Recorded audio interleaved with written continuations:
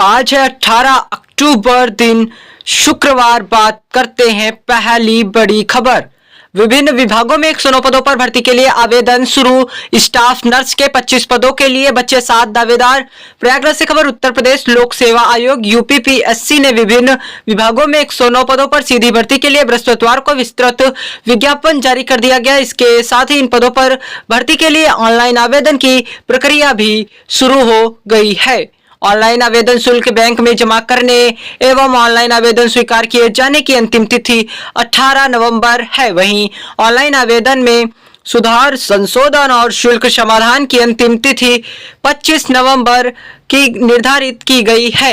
अभिलेखों सहित ऑनलाइन आवेदन करने से पूर्व अभ्यर्थियों को one time registration OTR number प्राप्त करना अनिवार्य है। ऐसे अभ्यर्थी जिन्होंने OTR नंबर प्राप्त नहीं किया है वे ऑनलाइन आवेदन करने के लिए 72 घंटे पूर्व आयोग की वेबसाइट से OTP नंबर प्राप्त कर लें। वेज के लिए चालकों परिचालकों को मिलेगा 1800 रुपए वर्दी भत्ता। निगम ने भत्ते के लिए अनुमोदित किए 6.70 करोड़ 37,000 से अधिक कर्मियों को मिलेगा लाभ। लखनऊ से खबर। रोडवेज के चालकों परिचालकों को वर्दी भत्ता देने के लिए रास्ता साफ हो गया। 1-2 दिन में वर्दी भत्ते के तौर पर 1800 रुपए कर्मचारियों के खाते में भेज दिए जाएंगे। इससे 37,000 से अधिक कर्मचारियों को फायदा होगा। परिवहन निगम ने बृहस्पतिवार को 6.70 करोड़ रुपए वर्दी भत्ते के लिए अनुमोदित कर दिए। परिवहन निगम ने कर्मचारियों को हर 2 साल पर वर्दी का पैसा दिया जाता है। प्रबंधक निर्देशालय मासूम अली शर्मा ने अक्टूबर के पहले सप्ताह में चालकों व परिचालकों को वर्दी भत्ता देने की बात कही थी, लेकिन ऐसा हो नहीं सका। इसके बाद कर्मचारी नेताओं ने इस अनुमोदन हुआ। निगम की ओर से सख्त निर्देश दिए गए कि अगर ड्राइवर कंडक्टर बगैर वर्दी ड्यूटी करते पाए जाते हैं तो उन पर 200 रुपए का जुर्माना लगेगा। वहीं हम बात करेंगे अगली खबर। सेमिनार तक ही सीमित ना रहे, वीवी छात्रों को दे नई जानकारी। राज्यपाल लखनऊ से खबर। राज्यपाल आनंदीबेन पटेल ने विश्वविद्यालयों को निर्देश दिया है कि वे सिर्फ सेमिनार कराने तक ही ना सीमित रहें बल्कि ऐसे काम करें जिनसे विद्यार्थियों को नई जानकारी मिले। कहा, समर्थन ERP के प्रयोग में यूपी पहले नंबर पर 100% करें क्रियान्वयन। विद्यार्थियों को व्यावहारिक शिक्षा दे ताकि वे रोजगार देने वाले बन सके।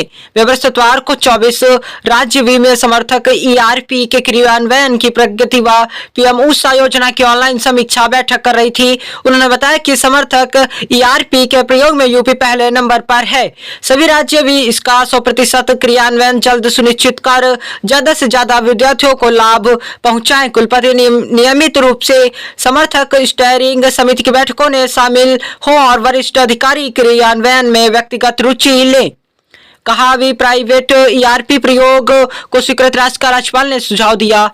अगली खबर। अपने ही सर्वे में हार रही भाजपा, अखिलेश बोले इसलिए पहले PDA परिवार के सारे BLO हटा दिए। लखनऊ से खबर। सपा प्रमुख अखिलेश यादव ने बृहस्पतिवार को महर्षि वाल्मीकि जयंती पर लालबाग स्थित उनकी प्रतिमा पर माल्यार्पण किया। इसके बाद उन्होंने कहा कि बिना सामाजिक न्याय के राम राज्य संभव नहीं है।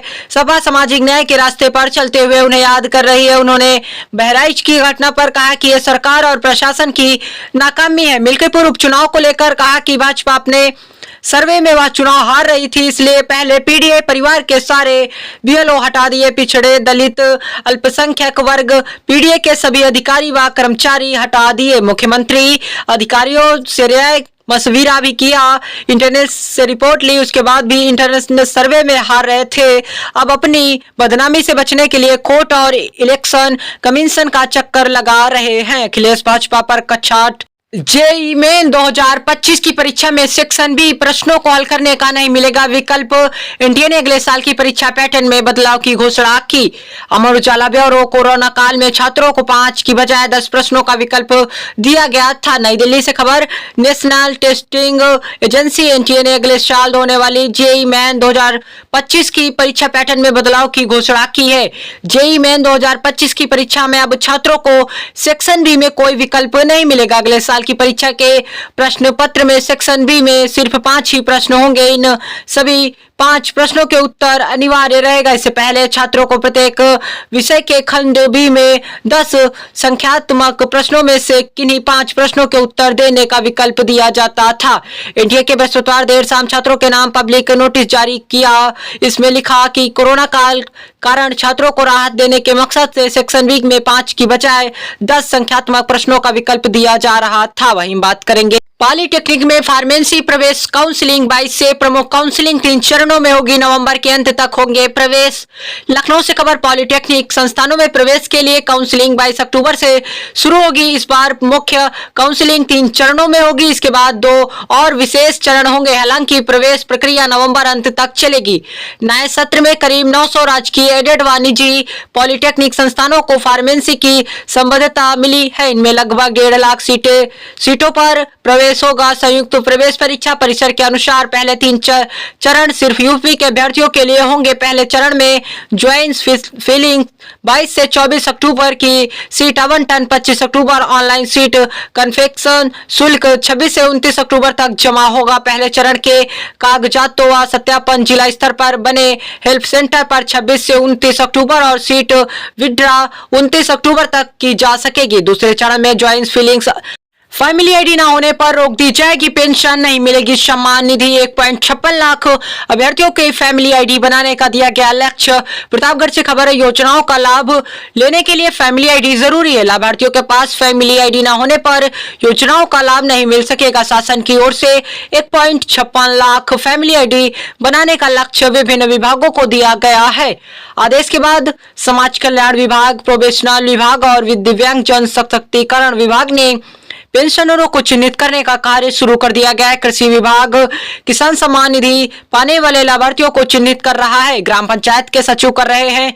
1 सप्ताह के अंदर ऑनलाइन फैमिली आईडी अपडेट की जा रही है। शासन का आदेश है। फैमिली आईडी न होने पर वृद्धावस्था, विकलांग आदि पेंशन निर्गत नहीं हो सकेगी। किसान सम्मान निधि किस्त भी रोक दी जाएगी। जिला अर्थ एवं शिक्षा अधिकारी प्रियंका सोनी ने बताया है कि शासन की ओर से 25 तक आशा एवं आशा संगिनियों को प्रतिपूर्ति राशि देने का निर्देश। लखनऊ से खबर। दीपावली से पहले राष्ट्रीय स्वास्थ्य मिशन के तहत कार्यरत आशा एवं आशा संगिनियों को उनकी प्रतिपूर्ति राशि का भुगतान 25 अक्टूबर तक हो जाएगा।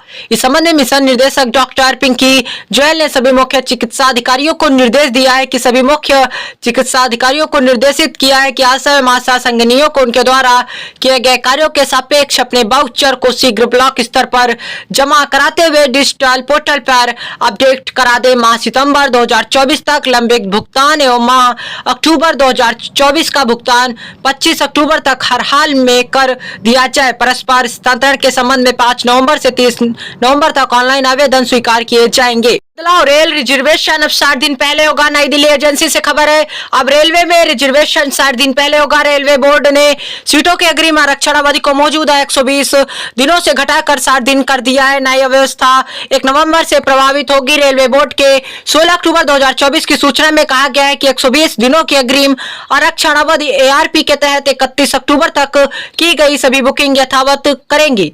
रेलवे के NRP में कटौती का कोई कारण नहीं बताया गया है। 165 दिन है। विदेशी पर्यटक के लिए समय सीमा 31 अक्टूबर तक की सभी बुकिंग यथावत रहेंगी।